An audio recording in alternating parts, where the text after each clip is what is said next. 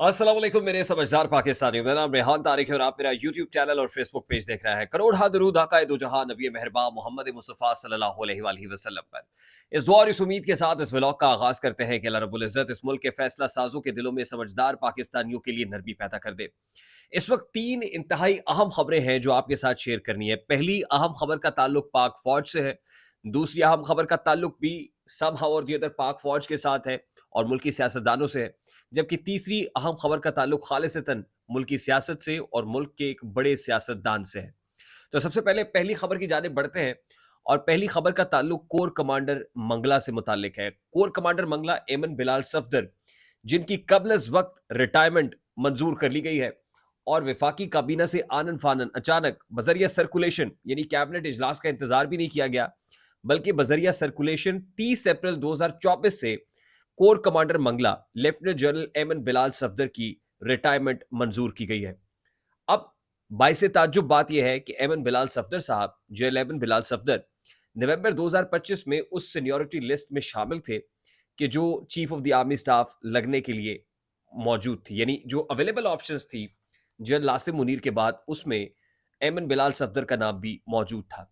लेकिन नवंबर 2025 का इंतजार किए बगैर जनरल एमन बिलाल सफदर ने अपने ओहदे से कबल अज वक्त रिटायर होने का फैसला किया। ये बाइसे ताजुब इसलिए है कि ये फौज में ही नहीं हुआ, बल्कि हमने देखा कि आने वाले chief justice of Pakistan justice Ejazul Ahsan, जो सीनियर प्यूरी जज थे, उन्होंने भी कबल अज वक्त रिटायरमेंट ले ली, बावजूद इसके कि वो जानते थे कि जस्टिस काजी फायज ईसा के बाद सीनियोरिटी में अगला नंबर जस्टिस एजाजुल एहसन का है, मगर उन्होंने अपने ओहदे से मुस्ताफी होने का फैसला किया। अब बहुत सारी रूमर्स हैं, बहुत सारी कंफ्यूजन इस वक्त मार्केट के अंदर है कि जनरल एमन बिलाल सफदर, जिनको पता था कि वो chief of the army staff बन सकते हैं, मुल्क का जो ताकतवर तरीन ओहदा है उनके पास आ सकता है, तो सर्विस की इस स्टेज के ऊपर बतौर कोर कमांडर उन्होंने अपने ओहदे से कबल अज वक्त रिटायर होने का या रिटायरमेंट लेने का फैसला क्यों किया? इसके पीछे क्या मुहरकात हैं? अब डिफरेंट कॉन्स्पिरेसी थ्योरीज हो सकती हैं, डिफरेंट साजिशी थ्योरीज हो सकती हैं और मार्केट के अंदर ज़राहिर है बहुत सारी चमगोइयाँ भी हैं।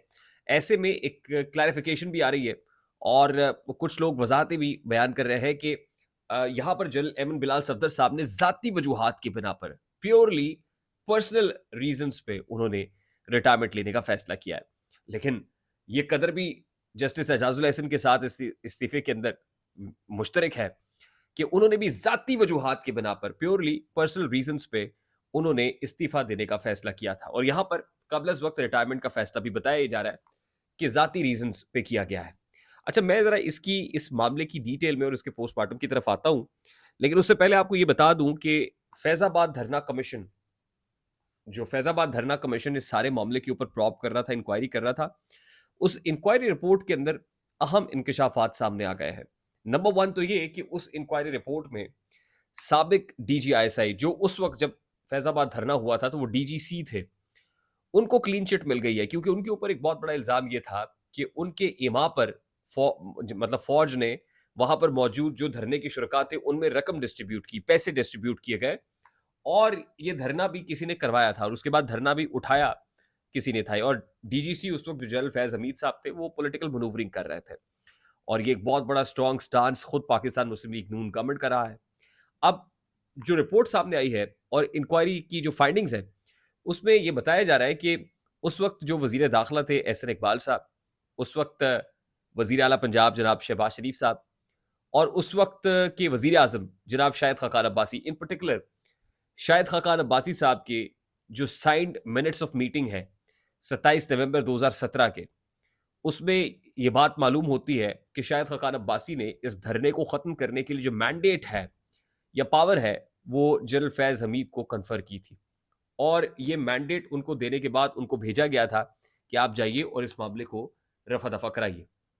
इसलिए जनरल फैज हमीद इस पे क्लीन चिट हासिल करते हैं और सारे का सारा मलबा उस वक्त की पॉलिटिकल गवर्नमेंट के ऊपर, जो पाकिस्तान मुस्लिम लीग नून की हुकूमत है, उस पे आ जाता है। और ये बात खासी अहम है।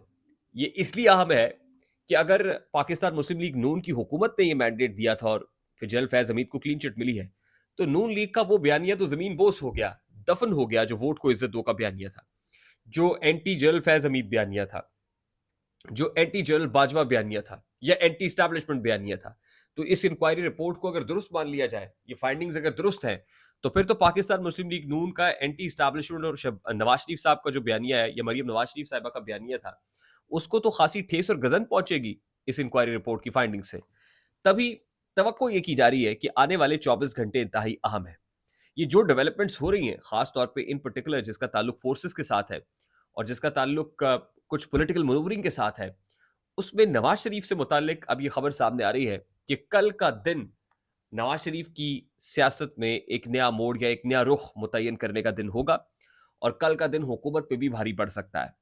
अब नवाज शरीफ साहब कोई खत लिखते हैं, कोई प्रेस कॉन्फ्रेंस करते हैं, आवाम से खिताब करते हैं, कोई ट्वीट करते हैं, सोशल मीडिया पे पैगाम जारी करते हैं, लेकिन कल का दिन इस हवाले से अहम बताया जा रहा है कि मियां मोहम्मद नवाज शरीफ जो प्लानिंग दरपर्दा कर रहे हैं, जो मुलाकातें वो कर रहे हैं, कंसल्टेशन कर रहे हैं, मुशावरतें कर रहे हैं, तो कल इन मुलाकातों का कोई नतीजा बरामद हो सकता है। वक्त बड़ा अहम होगा कि एक तरफ तो सऊदी वफ्द पाकिस्तान आया हुआ है, एक तरफ पाकिस्तानी वफ्द वॉशिंगटन गया हुआ है, आईएमएफ के साथ मामलात को मैच्योर करने का इरादा रखता है। ईरानी सदर के दौरे पाकिस्तान से मुताल्लिक खबरें भी सामने आ रही थी कि वो पाकिस्तान का दौरा करेंगे और एक ऐसे वक्त में जब ईरान और इसराइल के माबैन ठनी हुई है। कल क्या होने जा रहा है? क्या कोई कैंसलेशन होगी, किसी दौरे की कैंसलेशन होगी, या मियां मोहम्मद नवाज शरीफ साहब अपनी ही हुकूमत के खिलाफ तबले जंग बजाएंगे, या वो अपने एंटी स्टैब्लिशमेंट नैरेटिव को जो ठेस पहुंची है इन पर्टिकुलर फैजाबाद धरना कमीशन की इंक्वायरी रिपोर्ट के अंदर, क्या उस पर अब नवाज शरीफ साहब को रिस्पॉन्ड करेंगे, उस पर कोई जवाब देंगे? वो जो बयानिया उन्होंने बनाया हुआ था, क्या वो बयानिया इसी तरह से जमीन बोस होने देंगे, दफन होने देंगे, या फिर कोई क्लैरिफिकेशन को वजाहत भी आएगी और कोई नया पेडोरा बॉक्स खोलेंगे? तो इस हवाले से let's keep our fingers crossed. देखते हैं कि नवाज शरीफ साहब कल क्या करने जा रहे होंगे, लेकिन इतलात ऐसी हैं कि कल का दिन उनके हवाले से खासा अहम है।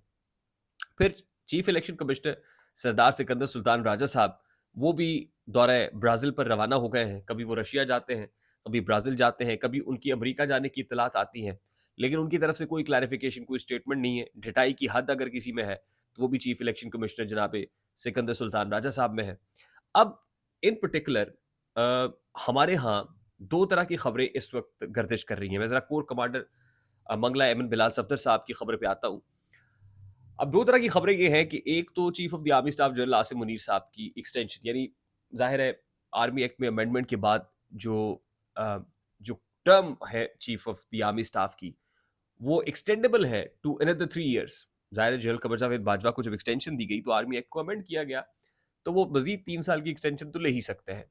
शायद एमन बिलाल सफदर साहब को इस बात का अंदाज़ा या इदराक था या हो गया होगा कि आप चीफ तो नहीं बन सकते, और शायद इसी वजह से उन्होंने ये प्लान करके फोर्सी करते हुए ये रिजाइन या रिटायरमेंट का जो प्रपोजल है वो टेबल किया हो और आनंद फानन उसको कबूल भी कर लिया गया हो।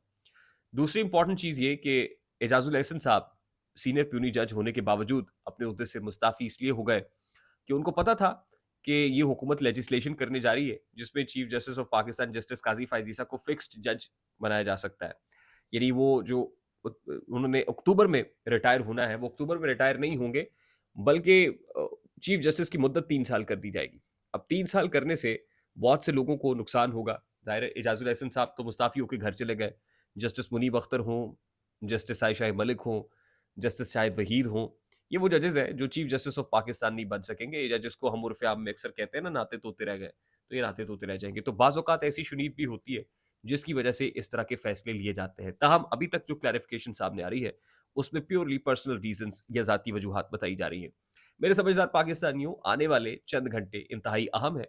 पाकिस्तानी सियासत में जो एक जुज़ वक्ती ठहराव आया हुआ था, ईद की छुट्टियां कुछ लोग इंजॉय कर रहे थे, अब काम पे आ चुके हैं और अब असल काम का वक्त हुआ चाहता है। तो let's keep our fingers cross, देखते हैं कि कल का दिन कितना हंगामा खेज होता है। आई होप मेरी बात आप तक पहुंची होगी। अगर पहुंच जाए तो वीडियो को लाइक और शेयर करना मत भूलिएगा। चैनल पे नए हैं तो चैनल को सब्सक्राइब कर दीजिएगा, बेल आइकन जरूर दबाइएगा। मुझे रेहान तारिक को इजाजत दीजिए, अपना बहुत सारा ख्याल रखिएगा। अस्सलाम वालेकुम।